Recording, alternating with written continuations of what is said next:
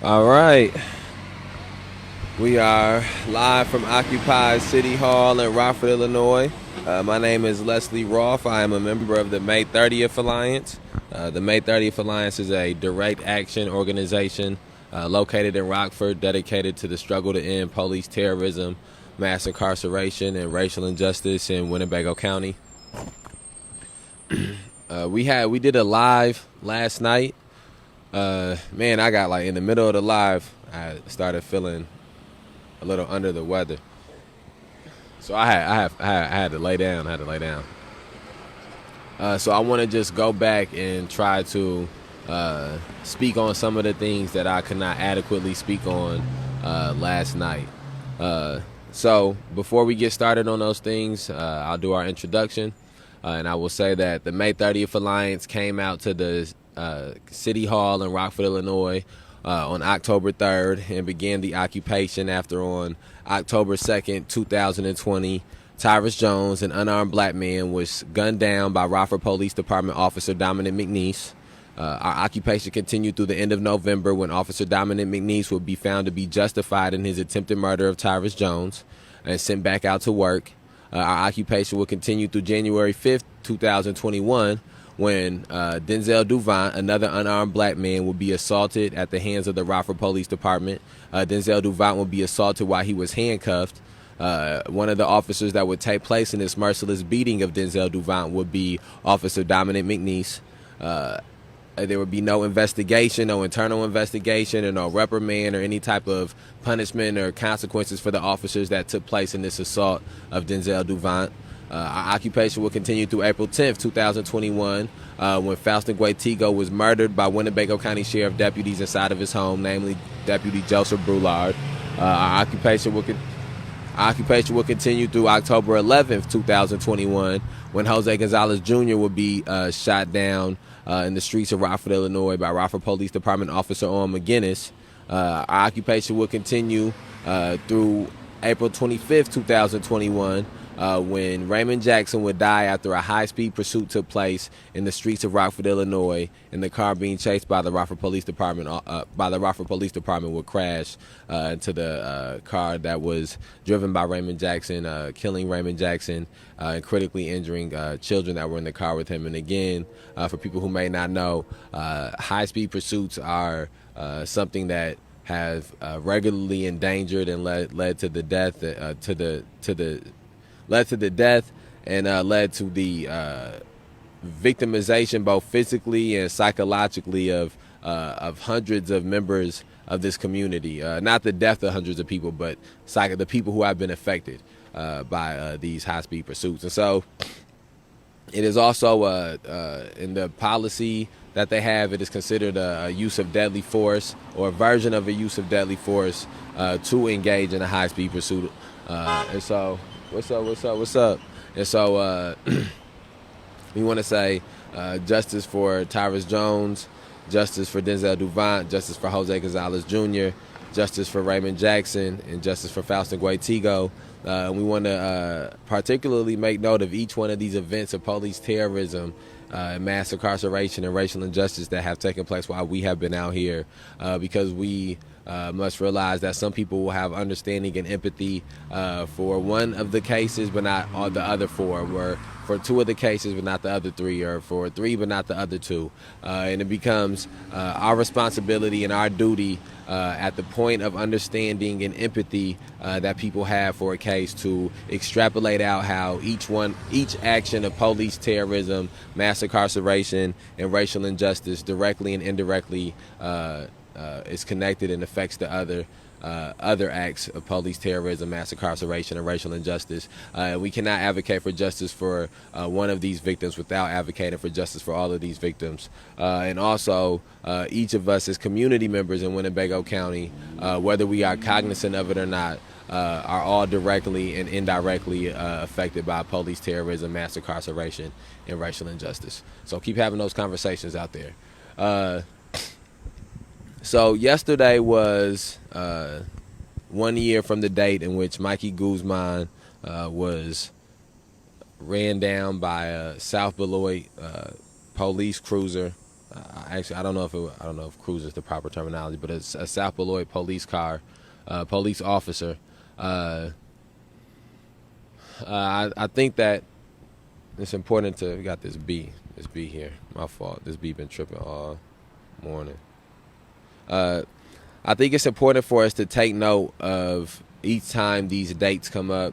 Uh, uh, After 1 year of when someone was killed, or 1 year when the justified verdict came out, or 1 year when someone was shot, or 1 year when someone was beat.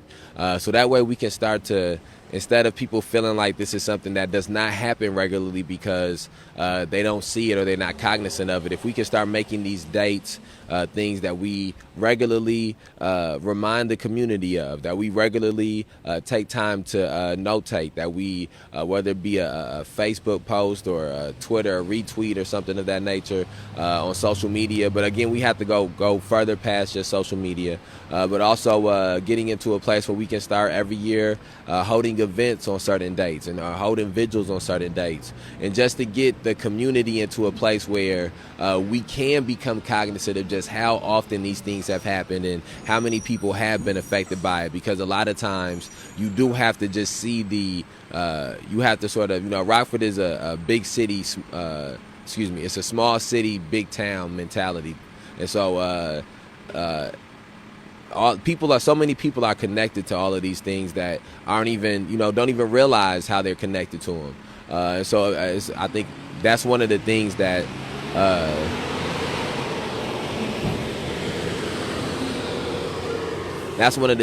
notating the day and talking about what happened a year ago or 2 years ago or 3 years ago on certain dates, and remembering these people, humanizing these events. I think sometimes these stories become just that. For some people, they're just stories.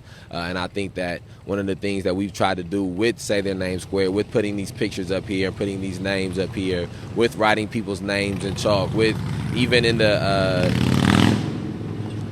even our actions in the defense of them, I believe, and the community's actions and sharing the post and all of those things has humanized these people, because that's what they are. They are people. These were human beings that their lives were taken away, and it did not make our community. None of our community is safer because of any of these people's lives being taken away. And none of these people's lives were taken away in the exact same circumstance. All the circumstances are completely different. The commonalities come in at primarily being that institutions were responsible for their lives being taken. And the institutions did not take the responsibility and the accountability of being the ones of taking that onus of saying that they were responsible for these people's lives being taken, of holding themselves accountable for these people's lives being taken. And if those things would have happened in our earliest memorial we have up here, I believe, is in 2000, maybe 2007, 2008. If those things would have happened in 2007, 2008, accountability and responsibility and justice and transparency, and in 2009 and 2010, 2011, it's a possibility that it wouldn't be this many memorials out here. Nobody's sitting here and saying that police terrorism, mass incarceration, and racial injustice would have been eradicated. Of course, the issue would have still been existing and in the society, and we would still need to be dealing with it in some sense, but it did not have to be at the extent that it is here now. And so I believe that the humanizing of these people whose lives were taken away I think one of the other things that remembering these dates, because that's the main thing that I'm trying to get across, is why it is important to remember these dates and all the things that come with remembering these dates. Also, so that people's families can feel supported and can feel like people have not forgotten about what happened to their loved one. Because one of the things that has been, just in my experience of having conversations with people's families and people's loved ones, when these things happen to somebody else, it triggers that emotion again. Sometimes these people uh, see the officer. Some of these officers have been involved in multiple things. I can't imagine what it would be like to be the mother of or a loved one or a family member of Tyrus Jones, and then to see the picture of Denzel Duvant. That Dominic Manise, the officer that shot your son down, shot your loved one down, was back out on the streets, went back out on the streets, and then he beat somebody else up, and he's still out on the streets. And this is not the same. So the same thing to be Denzel Duvant's mother or Denzel Duvant's loved one, and then to find out that this officer who did this to your loved one, this person that you care about, that the city and that the institution had a chance to stop, to limit him, to stop him, to take him off the force, to not allow him to endanger more people's lives after attempting to murder somebody, and because of a lack of responsibility and a lack of accountability, and because of a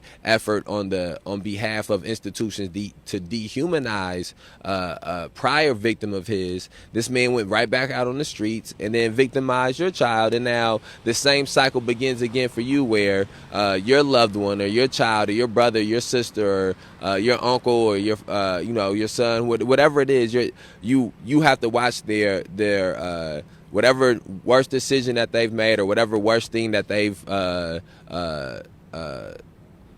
action that the world perception that may be perceived, whatever is their perceived worst action, will become their character. Whatever mug shot that they have, that will be the picture that gets put up when they get after this happens to them. There will be complete false narratives put out about your child or your loved one or your brother, your uncle. You'll never hear anything good about any good actions that they did, or any good character, or any, it'll only be this effort to find a way to dehumanize the person who has been shot, or the person who has been killed and died in custody or killed by these institutions. Because it's only if they can dehumanize the victim can they empathize with the officer involved. Can they be able to give their full support to the officer, to the police departments? That's the way that all of these things work. And I don't want to get too far away from speaking about the importance of remembrance, and how yesterday was the 1 year to the day in which Mikey Guzman was ran down by South Beloit police officer Sawyer Kurth. I'm not sure if I'm pronouncing his last name right, but it don't matter. But again, this man is right back out driving in South Beloit. And again, we bring up South Beloit because South Beloit is in Winnebago County. The Winnebago County State's Attorney was the one who justified it. This was investigated by the Winnebago Boone Integrity Task Force. Again, Mikey Guzman was not a suspect. Mikey Guzman was not wanted on any warrant or anything. This was irresponsible driving. It was this man. This was, if a citizen was to have done this exact same act, unless the citizen was of some type of means or some type of high privilege, he would have went to jail, and he would have had charges held against him. But because this was a police officer who did it, they found him justified and they sent him back to work. And even after he did it, again, this is something that has to be reminded. These officers get paid leave. They sit back and get paid after they do these actions. So we want to say rest in power to Mikey Guzman. We want to make sure that Mikey Guzman's family and loved ones know that we will always remember Mikey and the institution and the people that were involved in not bringing speedy justice. That justice too long delayed is justice denied, and there's too many families who have had justice being delayed, and so there's no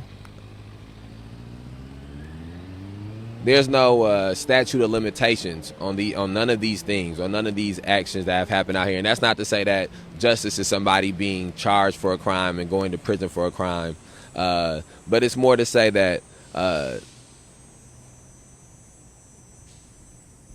it doesn't matter when the narrative changes around some of these people who have had their lives taken.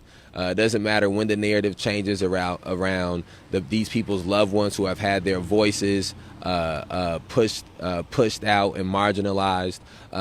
As long as the narrative changes, that is a portion of justice, a portion. It's not a full piece of it. But it is a portion, and so it's our job to make sure that we hold out and we have the, it's the saying, if they have the watches, we have the time, and so if they got the people to be on watch now to hold off the narrative or the change narrative, we have the people that have the time to wait them out to be able to shift that narrative to what it should be. So speaking of narratives. That segues us into the black narrative that has been being pushed, this black conservative or black Republican narrative that has been being pushed heavily in Winnebago County throughout the spring and the summer. It began with racist white men at the City Market press conference. No, actually, it began with racist white men who run the Democratic Party here. Doing everything that they could to make sure that they could push more minorities, or that they could push minorities into offices. They tried to, in an attempt to co-opt the movement of Black lives, to co-opt the movement of Black liberation. They tried to get black politicians in seats of older people. And they tried to push that as their line. So that was their first thing that they did in there. And I call it a black Republican agenda, even though it's being done by black Democrats, because the black Democrats, even though it's being done by black Democrats, I call it the black Republican agenda, even though it's being done by white liberals and white Democrats primarily. But what they're doing is they're trying to turn they trying to give the black people a Republican mindset or a conservative mindset. They're not trying to give the black people no liberal or progressive mindset. They trying to make them be like black capitalists and shit. But anyways, you can be a Democrat and a capitalist, or a liberal and a capitalist. They go together, neoliberalism. But anyways, that's not important. That's not important right now. But the beginning of this agenda was with these new aldermen coming in and saying we got all these new black women aldermen and black people aldermen and yada yada yada, which was all bullshit. Was it true that they have more black, that the alder people, I'm saying aldermen, alder people are more inclusive now? That yes, they may have a more inclusive set of people for the city council, for the alder people, but they don't adequately represent the communities that they are the alder people in. They have not got everyday people from those communities to sit up there and make decisions. And again, that's not what we sitting here debating right now. But that was the beginning of this black Republican agenda. Then it continued to unfold when at the city market, at the opening of the city market, at the press conference down there, a bunch of racist white men sat up and talked about how they was going to have 60% minority and women vendors at City Market this year, and how inclusive City Market was going to be, and this a bunch of 21st century racist rhetoric. When you can see through, when you know, and so which is magnified by the fact that when after going there to protest. One person with a sign, Todd Cagnoni, one of the racist white men who took part in this press conference, would have charges pressed against me for me having a sign and for protesting. For that, he would have charges pressed against me, a disorderly conduct. And so that's how you know that these are racist white men, because while the cameras was running and they was trying to smile all in black people faces, or smiling the couple of black people faces who was there, because trust me, it was way more white people in that building than it was black people. They was in the process of trying to criminalize somebody protesting a racial injustice. Ain't nothing more racist than a white person weaponizing the police. That's a 21st. That's a lynch party. Back in the day, where you could, when a white woman would lie about a black man doing something, have him lynched. Would lie about a white man, lie about something a black person did, have him lynched. That's the form of weaponizing. That's what weaponizing the police is these days. Since they can't just go and grab a rope and have you lynched, they weaponize the police. They call the police. They try to get the police involved. They use the threat of the state violence instead of going and getting the rope and getting they cousin Jim Bob up the street themselves. And so Todd Cagnoni is a racist. And so they pushed out this at this press conference. 60% minority and women vendors. 60% minority and women vendors. And then they even pressed out this bullshit where they talked about how it would be a place where people would be able to protest. And so, fast forward, we get to this city market bullshit, which is what city market is. It's a bunch of racist bullshit. Some people can tolerate racist bullshit better than others. Minstrel shows made a whole bunch of money. What else? It's all types of things that have been historically racist that have been profitable because some people can stomach it. And so at City Market, they would go on to arrest people week after week for protesting about issues that disproportionately affects the black community here. All the while, black people in there selling food and selling shirts and on Facebook celebrating each other, black excellence, because people got a booth at City Market. So that's the furthering of that black Republican agenda. And see, because, and I say this because an enlightened black liberal, if we was dealing with enlightened black liberals down there, enlightened black liberals would at least did this. They would have made sure that if they was going to be okay with the police being in the area, they would have found out each police officer that was in the area and what the police officers done did. They would have tried to get clean cut police officers to be in the area. That would have been their compromise. And so, but the black Republicans, though, they don't give a fuck which cops is in the area. They here to make money. You can get every cop that done shot somebody down in the streets and put them down there. They're not gonna care. And I bring that up to say that at City Market, patrolling the area, there is a police officer who I know for a fact, because I know for a fact choke slammed a middle school black girl at Lincoln Middle School. At Lincoln, he chokes what they call them, the recreational officers or whatever, choke slammed a teenage black girl at Lincoln. That's who patrolling City Market. Two officers who shot an 18-year-old Logan Bell 16 times. That's who's patrolling City Market. See, so that's when you got to get to a place where it's like this. So at the same time that y'all celebrating the black excellence at City Market and celebrating the people that's down there at City Market, you turning a blind eye to the fact that the police that's down there are police that have murdered a black child, a black teenager, police that have assaulted black girls.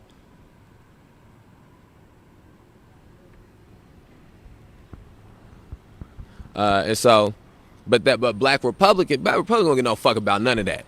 Like that's why I say even though it's being pushed out by white Democrats, the agenda that they have is to try to make these black people's mind conservatives, black Republicans. Because really the Democrats here is Republicans anyways, but that's a story for a different day.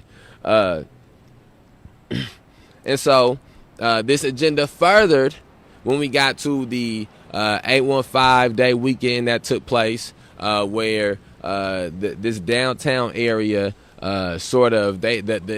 one of the most important parts of gentrification, and we'll get to the concept of the conversation of gentrification a different day, but this is just to lead us up to the new police chief. One of the most important parts of gentrification is having white people comfortable with the black people doing the entertaining, even if it is not predominantly black people in the crowd and in the area.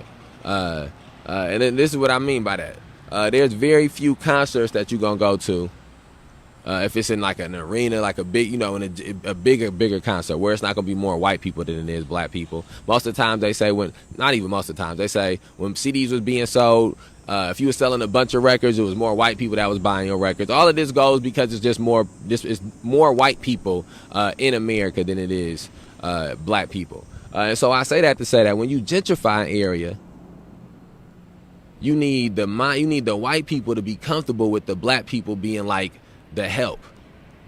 And again, this is we having a philosophical conversation. The people don't have thick enough skin for philosophical conversations that it's nothing I can do for you. But so in that mindset is you need to cultivate the type of white community or white mindset where they okay hearing hip hop music when they come downtown sometimes. They're okay hearing, and again, a lot of this helps with the generation that we're having younger generations of white people who racism looks different. A racist 20-year-old white kid, the way his racism comes out of him is very different than it comes out of his 40-year-old father and his 60-year-old grandfather and his 80-year-old great-grandfather and his 100-year-old great-great-grandfather. All of these generations of all this racism exudes itself out of them in different manners based off the time in which they existed in, and then also based off the place in which they existed during the time. It's certain areas in Illinois, they ain't finna never do no damn gentrifying. They ain't gentrifying their city. They never gonna try to, they don't want the areas where black people are at or black people predominantly been at.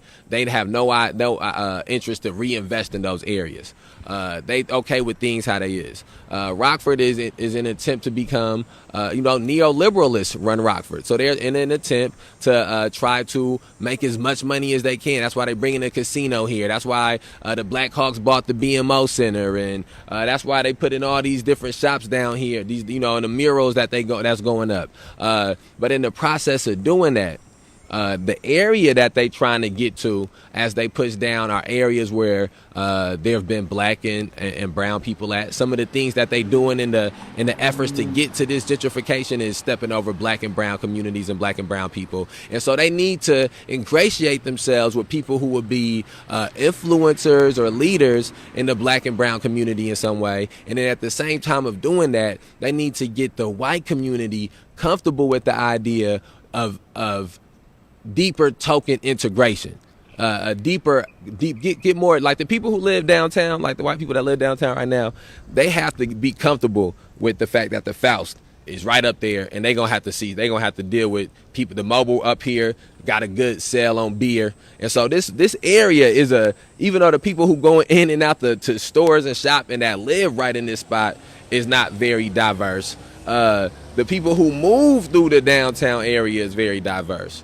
And so again, this is all to go to the point that the 815 day weekend was a deeper effect in that, where this area became the epitome of gentrify, where it was, and this happened maybe a few other times. It happens at CJ's at the inner city market, where hip hop or urban music is playing, but because this is not an area that has any desire to truthfully ingratiate themselves with the black and brown community, the most of the people of color are the ones making the music or doing the music, or are the ones who organize the event or organize what's going on. And then the times when it's not, like how it was on Sunday at the specific 815 day event, the promotion of it was not done in the same type of a way by the city that it would be for an event that was white. And again, this is from my perception of being downtown every weekend for all the different events that happen down here. And it wasn't as many white people just down here on this Sunday. It wasn't as many white people moving up and down the area. I don't know. I don't read the comments. It wasn't as many white people moving up and down the area. You could see white people sometimes going to the area that the 815 day event was at and walk out, and that's fine. That's I don't think that not having white people at your event mean that the event wasn't done properly. I'm saying all these things to say that this is what gentrification looks like. These are the type of things that you have to understand when it comes to understanding what racism looks like in an area that is in the process of gentrification, what police terrorism and mass incarceration and racial injustice look like in an area that is in the process of gentrification. It looks like having a Winnebago County jail where the food, excuse me, where the food is basically poison, where the conditions that the people live in are less than humane, worse than a dog kennel. The animals that live in, that stay over here in what's this called, Noah's Ark, and the metaphorical Noah's Ark and this Noah's Ark, they all live better than how you gonna live if you go to Winnebago County. And so I say all those things to then segue to the fact that it's a mural of who they, I guess they are saying, people who will be looked at as black, I don't know, minority excellence or minorities to look up to, in the mural that they have right next to this jail with Fred and Michelle and the being, I don't know how to pronounce his name right, and then the politician woman, I don't know, I can't remember what her name is, but they put that right next to the jail. That's what they put next to the jail. So as people come in and out, and right next to the probation center, and right next to the courthouse, and so the people who are going to frequent that area the most are not people who are going to be being uplifted by seeing that mural. The people who are going to see that the most are going to be people that's going in and out of the system of mass incarceration. But it gives this facade to somebody who may just come by this area for an event, or who, let's just go and see the murals. Let's just go by and see where all the murals are at. They go by and see where all the murals is at. So for them, it gives this facade, like I seen one person say, it feels like it's New York. This look like New York. It gives that type of imagery to people who don't understand what's going on. But when you understand the deeper, darker link, the deeper, darker part of what's going on, you get why these are all signs of the process of gentrification. And it's a sign of gentrification that is not being done with any of the interests of the community that is happening with being involved in it. And so that's been another part of this black Republican agenda that these white racist Democrats been pushing. And so then it took it to another step.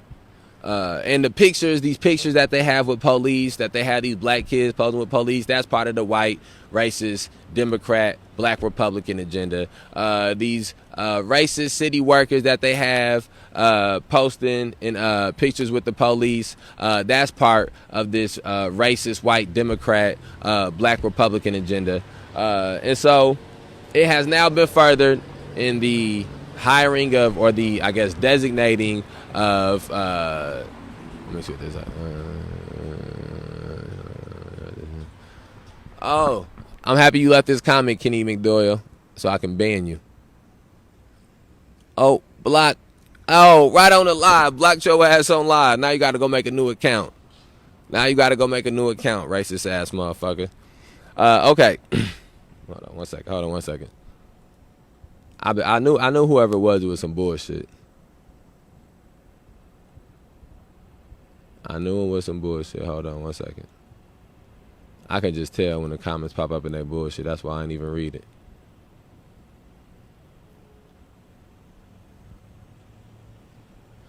Okay, and so that gets us to Carla Red being appointed as the new, or voted in as the new chief of police, a black woman, the first black woman, and I guess they're saying that what they're pushing is they have the first time women were chiefs of both departments. And so that is another deeper, darker link of this agenda that's being pushed. Carla Red, I want to tell you this too. Let's start with this. Individuals do not manipulate systems. Systems manipulate individuals. If anybody who can rise through the ranks of the Rockford Police Department as racist and corrupt and unethical and immoral and bloodthirsty and violent as it is to become the chief of the police, is not somebody who has the best interests of the black community or the brown community or the poor community or the working class community at heart. The two things don't go together. And that's a hard pill for a lot of people to swallow. But they need to shut their mouth and swallow it. And so An understanding must be had that Carla Red, just like any other police chief, is going to continue the institution of police terrorism, mass incarceration, and racial injustice that exists in this city. The quotas that existed for O'Shea and that existed for intern Police Chief Randy Burke will exist for Carla Red. The disproportionate policing of black and brown communities that was done under intern Police Chief Randy Burke and under Police Chief O'Shea will be done under Carla Red.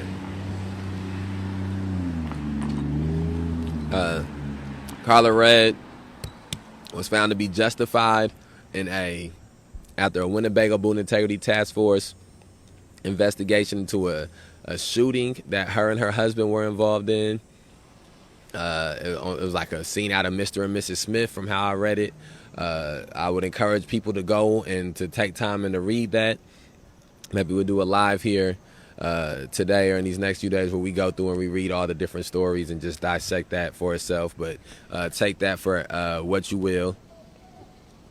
There also has been multiple events in which Carla Red was the officer in charge at protests last year, and it was a shit show. And that's not to say it wasn't a shit show for everybody, but it was an especially a shit show on a couple of hers. Carla Red also... What the fuck? What the... Man, if you don't get your ass the fuck out of here. And then Carla Red also investigated the... Back your ass up. Carla Red also investigated the police terrorist attack that took place on May 30th outside of District 1. She infamously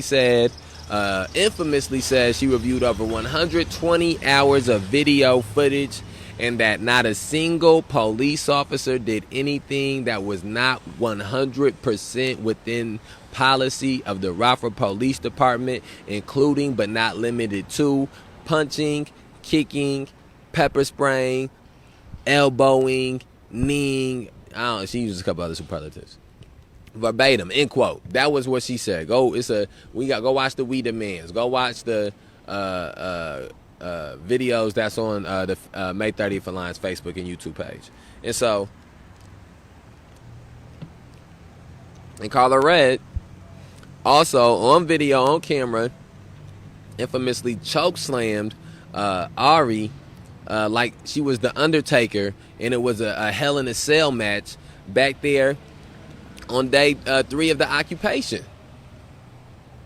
So don't have some idea that Carla Red is going to be Captain Save a Negro and is going to come in here and all of a sudden all the terroristic actions of these racist police officers and oppressive, exploitative police officers is going to stop, because it's not what's going to happen.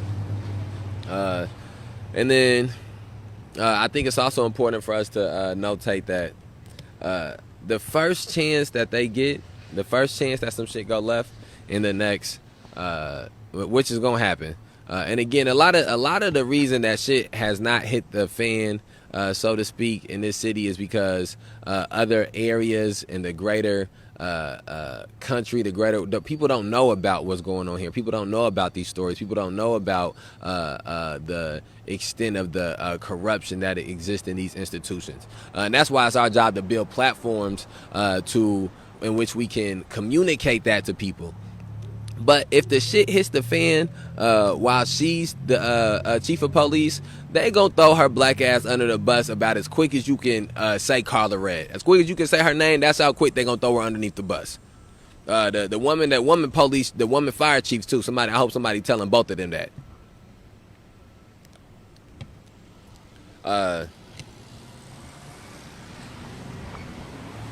And then it ain't gonna be another person that's a woman or black that's gonna have that job for a long ass time.